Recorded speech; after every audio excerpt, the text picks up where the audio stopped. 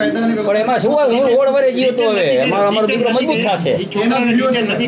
પેલા આપણો થયો છોકરાને ડિટેન એનો ભત્રીજો થાય, એના મમ્મી સાથે થયો છે છોકરો, એટલે એનો ભત્રીજો થાય, મારો ભત્રીજો જ છે, એટલે કોઈ ડિટેન કરવામાં નથી. કાંતિભાઈ અમૃતે એમ કીધું, હું 16 વર્ષે જેલમાંથી તો બાળક સ્ટ્રોંગ થાય.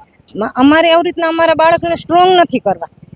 એ ભણશે એનું ભવિષ્ય એમાં બનશે. હવે અમારે 2 વીઘા જમીન વધે છે તો એ અમારું બાળકનું ભવિષ્ય 2 વીઘામાં થોડું થશે.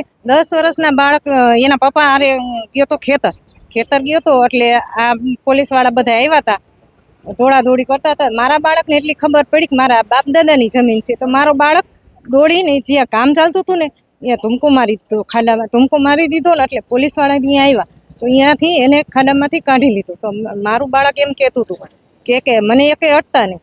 પોલીસવાળાએ એમ કીધું બાળકો તો શું થઈ ગયું, તો એ બધાએ ડિટેન કરી અને એને બસમાં ચડાવી દીધો, બસમાં બેસાડી દીધો ને. એટલે મારું બાળક બહુ જ રડતું હતું, મારા મમ્મી પાસે જવા દો.